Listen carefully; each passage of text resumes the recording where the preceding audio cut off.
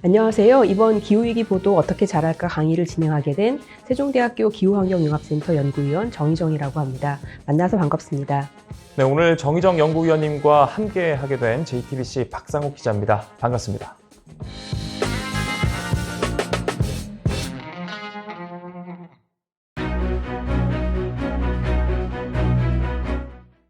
위원님, 오늘 저희가 다루는 주제, 이 기후위기 보도 어떻게 잘할까입니다. 위원님께서 이제 우리나라의 언론사를 돌아봤을 때 한국의 기후위기 보도 어땠나요? 좋은 부분도 보이지만 아무래도 아쉬운 부분이 더 많이 보이는 게 현실인데요. 지금 전 세계적으로 기후위기 문제는 상당히 심각한 상황이잖아요. 이걸 국민들이 가장 쉽게 접할 수 있는 곳은 아무래도 언론인데 그런데 한국 언론은 이 문제를 잘 다루지 못하고 있는 게 현실입니다. 가장 큰 원인은 한국 언론의 영세성 때문이라고 생각합니다. 기사와 광고 수익이 연결되다 보니까 언론사들은 일단 돈이 되는 기사를 원하는 거죠. 네, 게다가 이 환경이나 기후위기 관련 기사는 심층 취재도 필요하고 또 시간도 많이 걸리다 보니까 보도 자료에 의존을 하는 경우도 상당히 많거든요. 그런데 사실 이렇게 되면 겉핥기식 기사밖에 안 되는 경우들이 종종 있는데 이 언론사의 취재가 지나치게 출입처 중심인데다가 또 기자들의 출입처가 자주 바뀌기까지도 하다 보니까 전문성을 쌓기도 좀 힘든 상황인 것 같습니다. 네, 그래도 최근 들어서 기후위기 보도의 중요성에 대한 인식이 확산되고 있다는 건 그나마 긍정적인 측면이 아닐까 싶은데요. 언론사마다 전담 조직을 만들고 있는 곳도 있거든요. 그래서 그나마 다행이라고 생각합니다. 지금 저희가 함께 하고 있는 언론과 환경 포럼이라는 모임이 있는데 10여 명의 전현직 기자들이 환경 보건 분야 보도의 질을 개선하기 위해서 공부하고 또 후배 기자들을 위해서 가이드북을 같이 만들고 있잖아요. 예, 해외 언론들처럼 조직적으로 모든 분야의 기자를 대상으로 기후위기 저널리즘 교육을 실시하고 있지는 않지만 우리 언론도 한 걸음씩 나아가고 있다고 보고 싶습니다.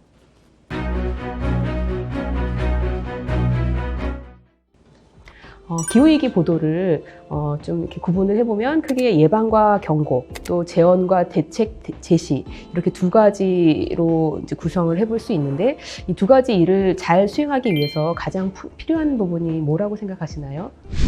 아무래도 이제 기자 개개인의 연구 노력이 우선돼야 할 것 같습니다. 이 기후위기 문제는 국제, 환경, 과학, 정치, 또 경제, 사회, 문화 등등 모든 영역에 걸쳐 있기 때문에 고도의 전문성이 요구되는 그런 파트잖아요. 이 전문성 강화가 기후위기 보도의 이 개선과 혁신의 첫걸음이 되지 않을까 싶습니다. 네, 동의합니다. 요즘 뉴스를 볼 때 많은 분들이 느끼겠지만 집중호우, 슈퍼태풍, 가뭄, 한파 이런 기후위기 현상들이 극한 기상현상들이 우리나라에서도 빈번하게 나타나고 있고 그런 보도가 많이 나오고 있습니다. 네, 이젠 우리나라도 기후위기의 안전지대가 아닌 거죠. 그런데도 우리는 기후위기 보도를 해외 토픽처럼 여기는 경우가 많은 것 같아요. 왜 그렇다고 보세요? 아무래도 이 현상에 있어서만큼은 언론의 책임이 매우 크다라고 보여지는데요. 이 기후 관련 기사를 쓸 때 우리의 문제 혹은 나의 문제가 아니라 먼 나라, 먼 미래의 이야기처럼 다루기도 합니다. 결국 많은 분들이 기후위기의 심각성은 알게 되더라도 대응의 시급함에 대해선 여전히 공감하지 못하는 그런 결과로 이어지기도 했고요. 기후위기로 인한 식량 안보의 악화, 노동 생산성의 저하뿐만 아니라 당장의 폭염과 가뭄, 폭우와 홍수처럼 시민 개개인의 눈앞에 직면한 문제들도 이미 있죠. 또 기업의 입장에서도 온실가스 감축은 단순히 이미지 메이킹을 위해서가 아니라 투자 유치와 수출 경쟁력 확보를 위한 필수 요소가 되고 있기도 하고요. 예, 그런데도 한국의 언론이 해외 온실가스 감축과 다양한 또 해외 정책들 이런 거를 우리 문제로 여기지 않고 그냥 전달만 했다는 건데요. 1990년대를 기점으로 주요 선진국들의 온실가스 배출량은 이미 감소세로 돌아선 거 아시죠? 아리백 가입도 활발하게 진행되고 있고요. 이처럼 선진국들은 이제 자국의 온실가스 감축을 넘어서 국제사회의 동참을 압박하는 데까지 이르렀는데요. 이런 변화는 갑작스러운 변화가 아니잖아요. 우리 언론도 이미 이런 변화를 알긴 알고 30년 전부터 보도를 해왔죠. 다만 강 건너 불 보듯이 다뤘다는 게 문제이죠. 네, 그렇습니다. 당장 우리 정부도 이미 1998년에 기후변화 협약에 효율적으로 대처하고 온실가스 배출 저감 계획을 수립하고 청정에너지의 보급을 확대하며 또 에너지 저소비형 산업 구조로의 전환을 추진하기 위해서 국무총리를 위원장으로 하는 이 범정부 대책기구를 구성한다라고 발표를 했었습니다. 마치 2022년에 이 소식이라고 해도 믿을 법한 그런 내용이죠. 탄소 배출 규제를 위한 국제협약은 신기후 체제로 EU가 도입한 제도의 이름은 탄소세에서 탄소 국경 조정으로, 또 우리나라가 조직한 범정부 대책기구는 탄소중립 녹색성장위원회로 이렇게 좀 이름만 바뀐 정도라고 할까요? 네, 맞습니다. 제가 아쉬워하는 부분도 바로 이런 겁니다. 해외 변화를 정부뿐 아니라 언론마저도 외면하고 우리의 문제, 오늘의 문제로 바라보지 않고 그냥 전달만 했다는 거죠. 결과적으로 우리 사회는 30년의 시간을 허비하게 됐고, 우리 정부는 2030년까지 온실가스 배출량을 2018년 대비 40%나 줄여야 되는 급박한 상황이 된 겁니다. 네, 이처럼 짧은 시간 안에 많은 양을 줄여야 하는 상황에서도 우리나라는 여전히 이를 우리의 문제로 보고 있지 않습니다. 아리백이라는 용어가 2022년 이 대선 후보 토론회에서 이슈가 되면서 시사 용어의 취급을 당하기도 했었죠. 그나마 국내에서 23번째 아리백 가입 기업이 나오고, 그제서 이제 아리백과 재생에너지 확대를 조금씩 비중 있게 다루기 시작했습니다. 만약 언론이 30년 전과 똑같은 실수를 하게 된다면 한국은 기후 악당으로 불리는 것을 넘어 막대한 경제적 손실과 극한 기후 현상에 따른 피해를 피하기 어려울 겁니다. 그래도 아직 절망할 때는 아니라고 생각합니다. 수많은 국제기구와 글로벌 석학들이 머리를 맞대고 각종 대책들을 고심하고 있거든요. 이제 남은 건 보도의 역할이 아닐까 싶습니다. 네, 그렇습니다. 사실 지금까지의 기후위기 문제에 대한 뉴스를 좀 살펴보면 자극적인 기후재난의 모습만을 한참 보여주고 이게 다 기후변화 때문입니다 라면서 마무리를 하는 경우가 많았습니다. 이 일이 왜 일어났고 앞으로는 얼마나 더 잦아질지, 또 이를 막으려면 어떻게 해야 할지 그 원인은 도리어 부차적인 것이 됐죠. 이제라도 기후위기와 기후위기 해결책 모두, 또 전문가뿐 아니라 우리 모두가 함께 고민하고 행동에 나서야 한다는 것을 알려줄 필요가 있겠습니다. 외신들은 이미 그런 움직임을 보인 지가 오래잖아요. 네, 그렇습니다. 영국 BBC는 이 퓨처 플래닛이라는 버티컬 섹션에서 기후 생태 문제 해결을 위해 노력하는 사람, 혹은 성공의 경험, 실패의 경험 등을 집중적으로 소개하고 있습니다. 또 기후, 정의, 해결이란 슬로건을 내건 창간 20년이 지난 기후변화 미디어 미국의 그리스트는 특히 기후위기 해결책만을 담은 버티컬 미디어 더 픽스를 선보였습니다. 고치는 자 발견하기, 2200년 상상하기, 그리스트 50 등의 카테고리 아래에서 데이터 분석을 강화하고 혁신적 스토리텔링과 유머러스한 접근법으로 이 해법을 제안한 기사들을 선보였죠. 문제 제기에 그치지 않고 해결책을 제시하는 저널리즘의 역할에 집중하는 전문 매체라고 볼 수 있습니다. 우리도 충분히 참고해 볼 만한 그런 사례인 것 같습니다. 네, 맞습니다. 해결책이 꼭 전문가에게만 있는 건 아니니까요. 언론을 통해 문제가 널리 알려지면 현명한 시민들로부터도 충분히 훌륭한 해결책이 나올 수 있게 된다고 생각합니다. 그런데 또 문제가 되는 거는 기후 분야 기사 중에서 정치적, 경제적 이해관계에 의해서 작성된 편파 보도가 또 왜곡 보도가 적지 않다는 거예요. 특히 재생에너지에 관련한 보도가 그랬습니다. 재생에너지의 가치를 폄하하는 데 그치지 않고 괴담 수준의 허위 정보까지 광범위하게 유포되기도 했는데요. 이 국제유가와 가스 가격이 인상되면서 한국전력의 적자폭이 커진 것에 대해선 보도하지 않고 지난 정부의 탈원전 정책탄만 하는 보도가 잇따랐습니다.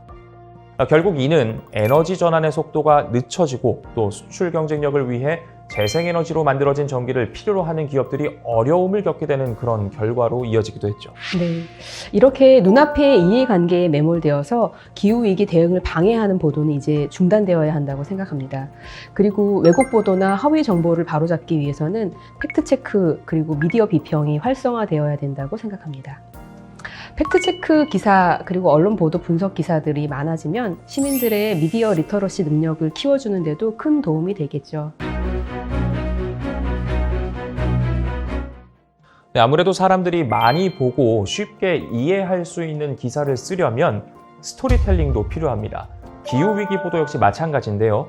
이 기후위기라는 주제 자체가 전문가의 영역으로 치부되어 왔고 일반인들에게는 친숙하지 않다 보니까 많은 사람들의 이해와 공감을 받기 어려웠던 측면이 없지 않아 있었습니다. 네, 우리 일상 속에 수많은 선택들이 기후위기와 연결되어 있다는 점을 강조해야 할 것 같아요. 물건을 사고 또 투자를 하고 제품을 이용하는 모든 과정에서 우리 행동이 온실가스 배출량의 변화로 이어지거든요. 이제 탄소 중립 목표를 달성해야 하는 기한이 얼마 안 남았는데요. 환경에 관심 있는 사람들만 동참해서는 결국 이 문제를 해결할 수 없다는 것을 모든 이들이 알아야 합니다. 그래도 이 긍정적인 것 중에 하나로 기후위기 관련 보도의 형태가 점차 다양해지고 있다는 것을 좀 꼽을 수 있을 것 같은데요. 기존 텍스트로 이루어진 기사와 사진을 뛰어넘어서 VR 기술을 접목한 동영상이나 인터랙티브 콘텐츠, 또 오감의 경험을 극대화한 이런 실감형 콘텐츠들이 생겨나고 있다는 겁니다. 중앙일보에서도 지난 2020년 제주도 한라산의 구상나무의 과거와 현재를 비교한 기사와 또 VR 영상과 디지털 스토리텔링 기법을 사용한 콘텐츠인 기후재앙 눈앞에 보다, 이걸로 호평을 받은 적이 있었죠. 네. 그리고 2022년 8월에 중앙일보와 JTBC가 함께 선보인 실감형 에너지 박물관은 인간의 감각을 극대화하여 실제처럼 느낄 수 있게 하는 디지털 콘텐츠인데요. 360도 VR 영상과 사운드 등으로 실제와 유사한 경험을 제공하고 있습니다. 그동안 한국 에너지 전환의 역사뿐만 아니라 에너지 전환에 나서야 하는 이유와 방법론을 생생한 현장의 영상으로 담아내 주목받는데요. 송배전망과 전력시장 구조가 개편돼야 되는 이유, 그리고 국제적인 에너지 전환 요구, 전력의 생산부터 유통, 소비까지 모든 단계에 걸쳐서 나아가야 할 바람직한 방향을 제시해서 좋은 평가를 받기도 했습니다. 경향신문도 2021년 6월 기후변화의 증인들이라는 인터랙티브 콘텐츠를 선보였는데요. 기후위기를 나와 내 이웃에게 닥친 코앞의 문제로 실감나게 전달해줬습니다. 이처럼 새로운 시도와 공들인 기사, 바람직한 기후위기 보도가 늘어나고 있다는 점은 반가운 소식이지만 이 보도가 많은 독자와 시청자들에게 전해지고 있는지 살펴보면 좀 아쉬운 부분이 있습니다. 언론사에서도 메인 기사로 다뤄지지가 않는 경우가 많고요. 포털 사이트에서는 질 낮은 어뷰징 기사처럼 똑같이 일회성 기사로 잠시 노출됐다가 사라지기 일쑤거든요.